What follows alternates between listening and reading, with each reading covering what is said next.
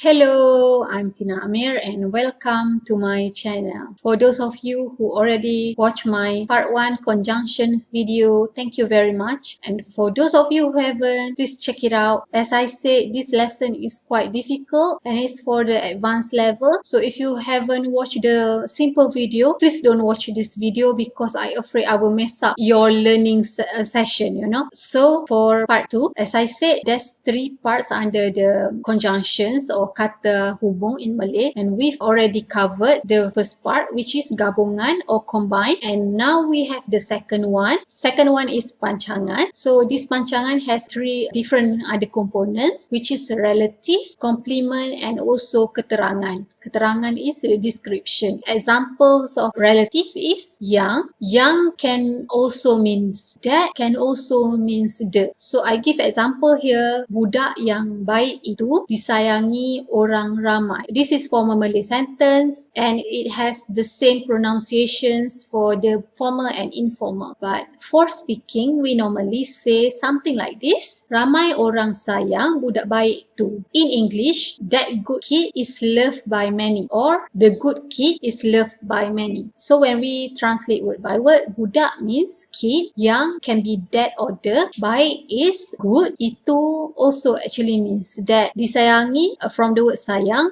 love, so disayangi actually loved by. Orang is people, ramai is many. This is formal Malay sentence structure. Budak yang baik itu disayangi orang ramai. For speaking, you don't say two people sentence like that because it's way too formal. So for speaking, we just say ramai orang sayang budak baik tu. If you still not clear about sentence for speaking or writing, just don't worry, because as I give you examples and we go through all this together, you will understand. Firstly, obvious to understand. For speaking, Malay is so easy because you normally use root word. For example, here disayangi and root word is sayang. So when we make sentence for speaking, we set up based on that root word. So ramai orang sayang budak baik tu. But if we want to use disayangi, it's like super too formal. Disayangi and then only that followed by orang ramai. For the speaking one, ramai orang first, then sayang. If you see here orang ramai is like formal. So when you speak, you say ramai orang. Ramai orang sayang budak baik tu. And tu is from the word itu. So that good kid is loved by many. Okay, that's the relative example. And then we have complement. So under complement, we have 2 words. Bahawa, that's the formal pronunciation. Informal pronunciation would be bahawa. It means that is. And then another one is untuk. Untuk means for. Untuk, we already covered the lesson in the previous video. So I hope you check it out if you haven't. Now we check on the first example, which is bahawa. So I give the formal Malay sentence here. Semua orang tahu bahawa Siti Nurhaliza penyanyi nombor 1 di negara ini. That's the formal pronunciation for the formal sentence structure. For the informal sentence structure would be semua orang tahu bahawa Siti Nurhaliza penyanyi nombor 1 di negara ini. That's for proper Malay sentence. But for speaking, we don't say something like that. For speaking, now I give the formal pronunciation first. Semua orang tahu Siti Nurhaliza penyanyi nombor 1 kat negara ini. Informal pronunciation would be semua orang tahu Siti Nurhaliza penyanyi nombor 1 kat negara ni. In English, everybody knows that Siti Nurhaliza is the number 1 singer in this country. So if you translate word by word, semua is all or semua. For informal, orang is people. So semua orang actually means everybody or everyone. Tahu is know, bahawa or bahawa is that is. Siti Nurhaliza, the name of the singer. Penyanyi, from the root word nyanyi. So penyanyi is singer. Nyanyi is sing. Nombor is number. 1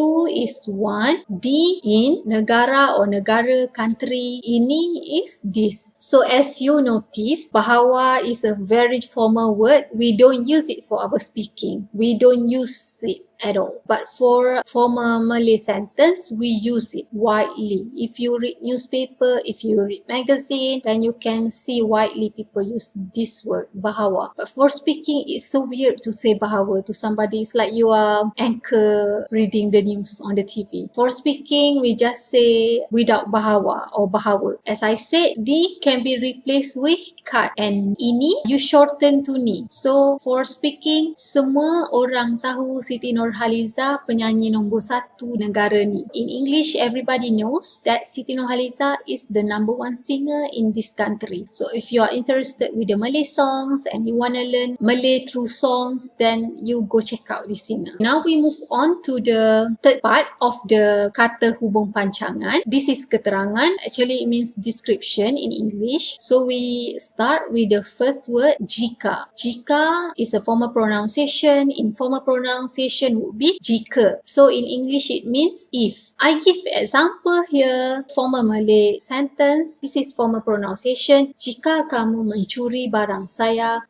akan melapor pada polis. That's the formal one. Informal would be jika kamu mencuri barang saya akan melapor pada polis. But for speaking, we don't say something like that. We replace jika or jika with kalau. Kalau actually also a proper Malay word. Just for speaking, we like to use kalau dan jika. Jika sounds too formal for us. So for speaking, formal pronunciation would be kalau kamu curi barang saya lapor polis. That's formal pronunciation. Informal pronunciation would be kalau kamu curi barang saya lapor polis. So in English, if you steal my stuff, I will report to the police. Jika or kalau, if, kamu, you. This one about kamu, please watch my pronoun video, otherwise you won't understand. Because if I want to elaborate here, is too long. Curi is actually the root word of mencuri, which means steal. Barang is thing. Barang saya, my thing or my stuff. Akan means will. Melapor, the root word is lapor. Lapor is report. Police is police. Pada or pada is to. If you steal my stuff, I will report to the police. Kalau kamu curi barang saya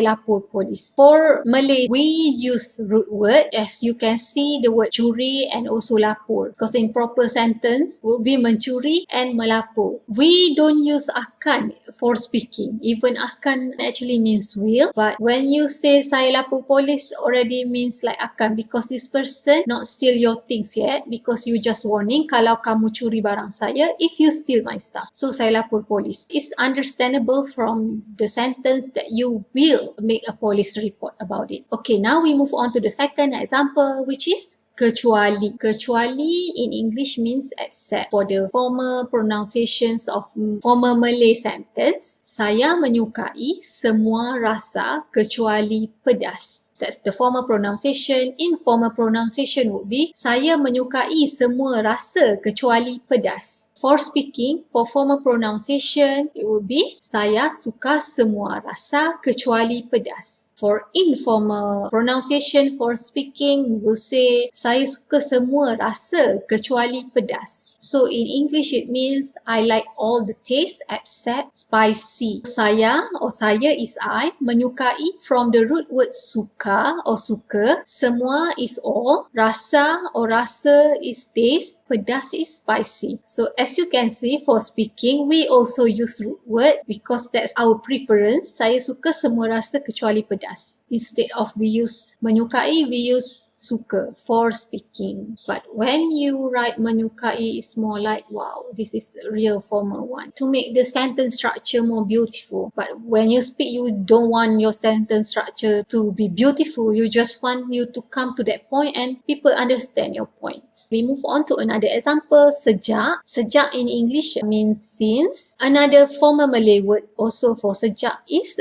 semenjak. They both have the same meaning, just sejak is shorter and widely used. I give one example here for formal Malay sentence structure. Sejak Lily dewasa, sikapnya mulai berubah. For informal pronunciation, for this formal Malay sentence, sejak Lily dewasa, sikapnya mulai berubah. But for speaking, we don't say something like that because that one sounds really like narration. So for speaking, for formal pronunciation, we say, dah besar ni Lily berubah. Lily is the name of a girl. Dah besar ni Lily berubah. In English, it means since Lily became adult, her attitude started to change. Dewasa or dewasa is adult. Sikap is attitude. So sikapnya is her attitude. Mulai from the word mula, which means start. So mulai started. Berubah means change. But for speaking, dah besar ni, we don't say mulai berubah. That's so formal, okay? So now we go for the speaking. Dah actually from the word sudah, which means already. Besar is big. Ni is from the word ini, which means this. Lily just say berubah. We don't say mulai berubah. That's so formal. We just say berubah. So dah besar ni Lily berubah. You can see very much clear in this sentence that how short sentence is for speaking than formal Malay writing. As I said, the rule is keep it simple and stick to the root word. Now we move on to the fourth example, which means sementara. In English, actually it can mean temporary. Sementara is an informal pronunciation, and it also can mean while. So I give example here. This is formal Malay sentence. Lily membaca majalah sementara menunggu kawannya datang. For sementara here, I mean to say why, not temporary. I just want to say it has two meanings. But for this sentence, I give example for why. So that's the formal pronunciation, formal Malay sentence. Lily membaca majalah sementara menunggu kawannya datang. Informal pronunciation would be Lily membaca majalah sementara menunggu kawannya datang. But for speaking, we don't say something like this. For the formal pronunciation, we say Lily baca majalah sementara tunggu kawan datang. Informal pronunciation for speaking would be Lily baca majalah sementara tunggu kawan datang. In English, Lily is reading magazine while waiting for her friend to come. Lily is the name of a girl. I really like Lily name, so I always put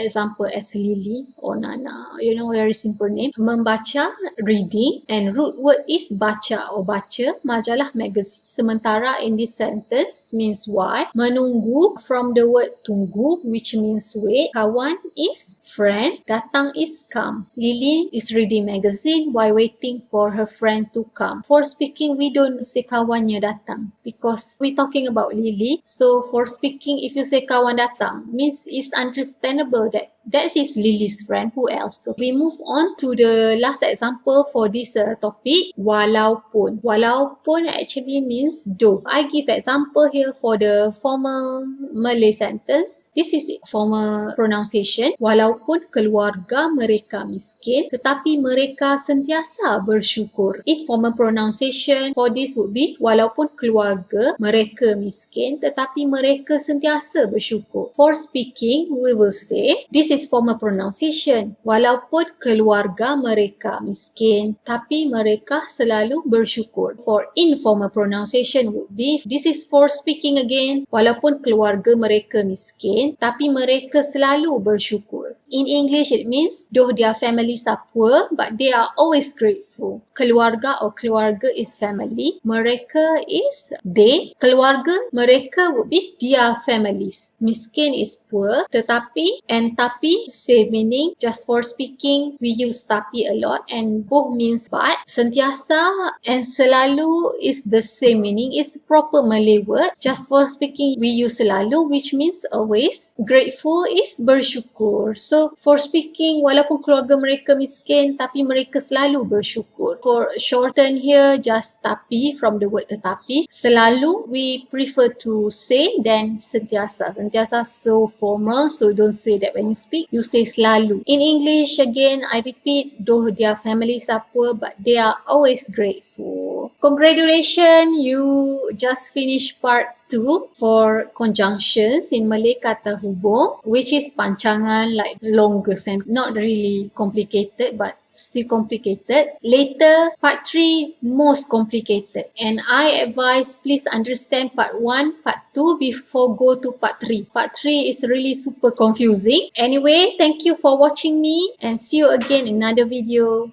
Bye.